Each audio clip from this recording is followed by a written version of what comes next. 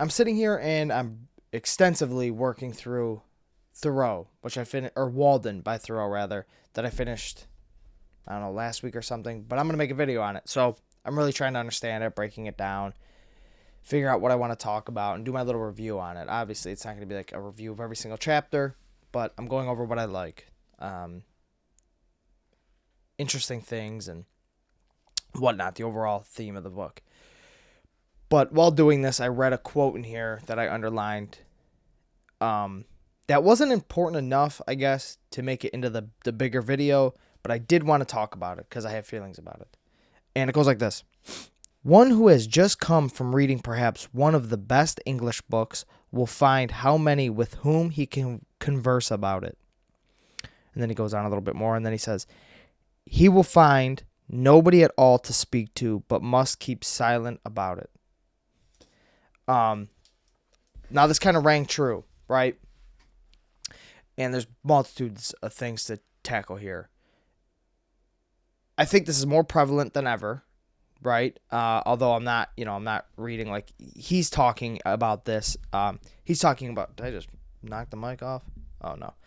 What he's talking about is the Greek and Latin classics, right? And he talks about how you should learn Greek or Latin to really understand what you're reading and what they meant, and not translations of it. But we're not going to get into that.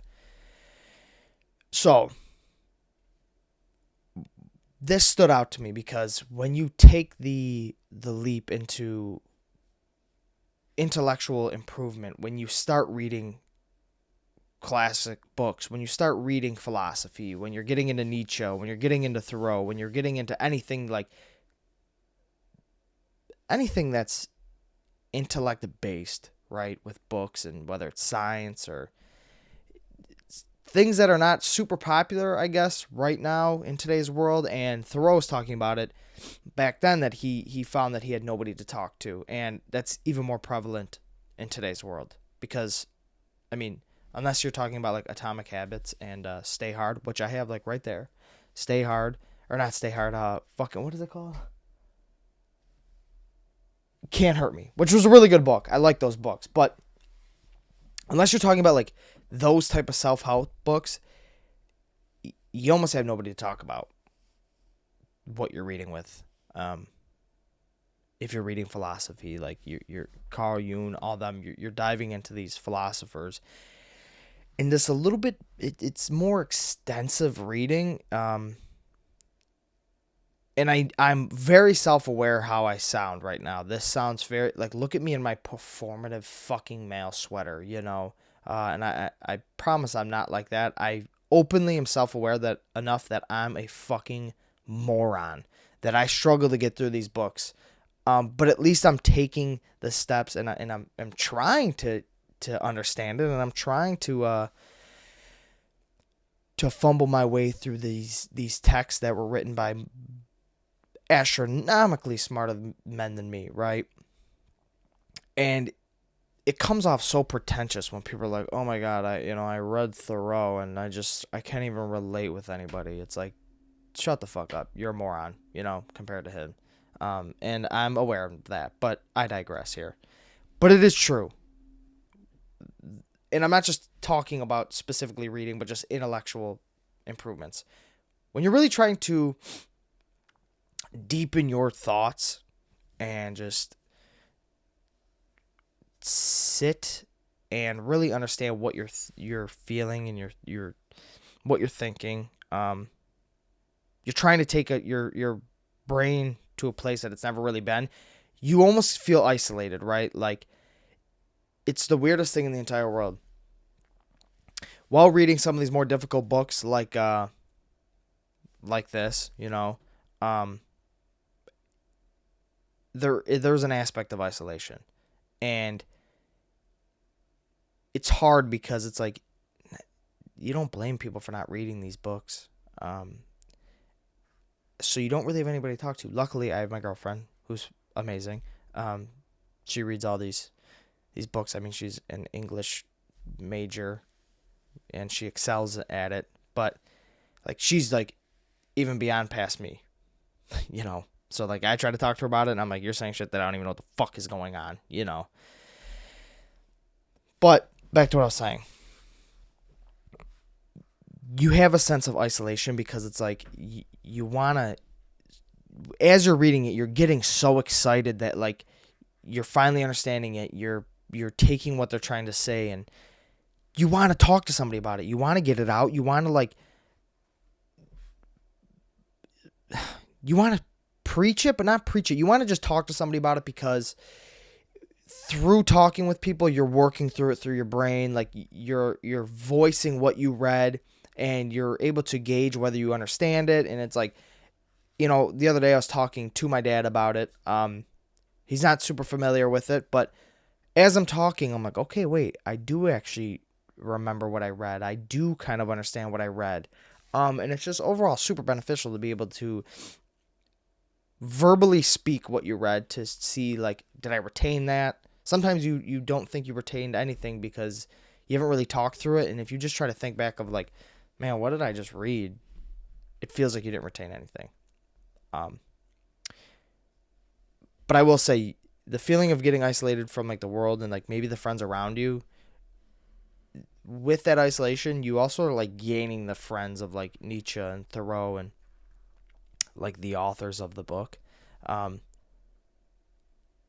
You're like, oh, you're like, you know, you get this, like, warmness of, like, okay, I'm having the most intimate one-on-one interaction with you because I'm reading works that you spent a lifetime writing, that you spent a lifetime thinking about, that, you know, like Walden, he spent 2 years, 2 months, and 2 days at this pond in solitude to come up with the ideas to write this book. And it's something that, like, it takes so much time and energy to write a book. And it's like, I have the privilege of reading it.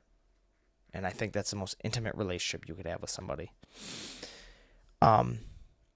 Now this kind of is a good segue into my, like, just reasoning for the content shift and my inspiration behind it. It really is out of the desire to be able to inspire people to challenge yourself, intellectually challenge yourself. Like,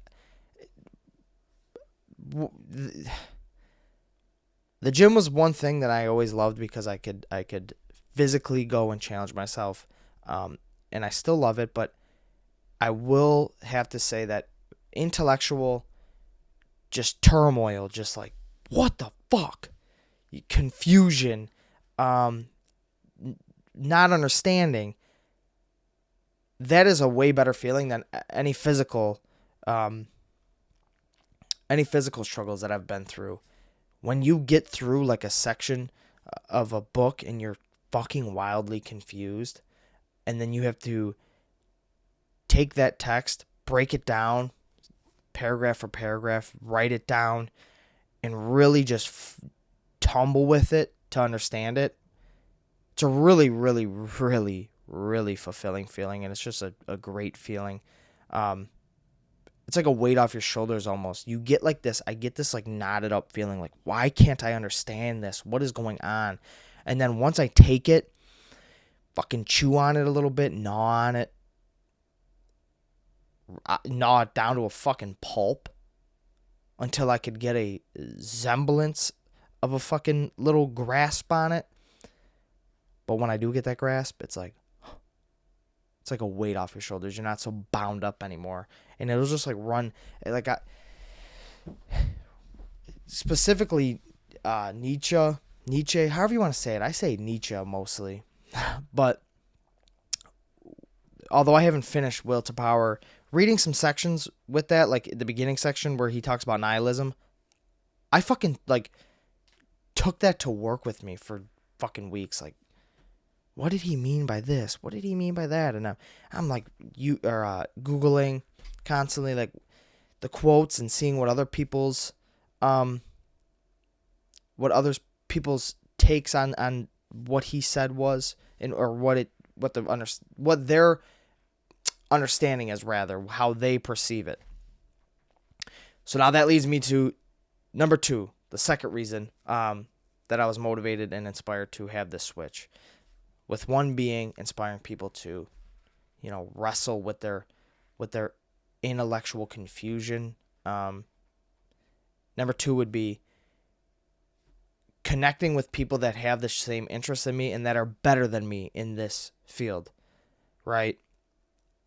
I want to be a student to somebody that, like, I want to talk to somebody. I hope I could connect with somebody through this that is super knowledgeable on quantum mechanics, that's super knowledgeable on the classics, that is unbelievably knowledgeable on philosophy, and that I could personally ask them and talk to them and have a relationship with them, or multiple people that will inspire me further to learn, and just somebody to banter with, that, like, something that I don't understand, that I could talk to them and go, well, how did you perceive this? And they go, well, I read these 5 books and these books. So, like, they're so knowledgeable on the topic that they could be pulling from all these different sources and teach me, because I want to learn. Basically, I want to use this as a tool to reach out to people and hopefully make connections with people that are way smarter than me, which is not hard to do, and teach me, so I could maybe one day be half of a fucking brain.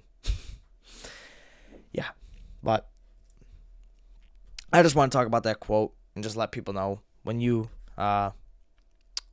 make the active decision to start challenging yourself intellectually, you're gonna feel a little bit of isolation, because not really anybody else that you're friends with, unless you're blessed with friends that enjoy these type of things, which I understand why people don't. It could be perceived as boring. If you're blessed enough in that to have them, great, but if not, you will have some isolation. And the friends that are around you, you might feel like a little bit of like a pull away from them, just because you can't really engage in the type of conversations that you want to. So the stimulation might kind of disappear as you dive deeper into challenging yourself.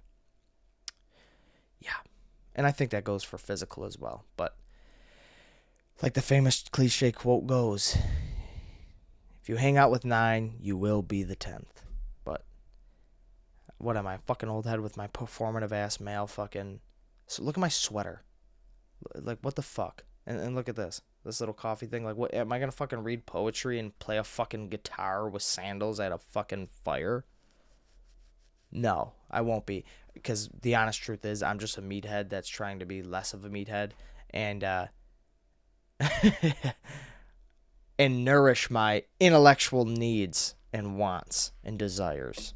But you guys know the drill. I will talk to you guys tomorrow. Peace.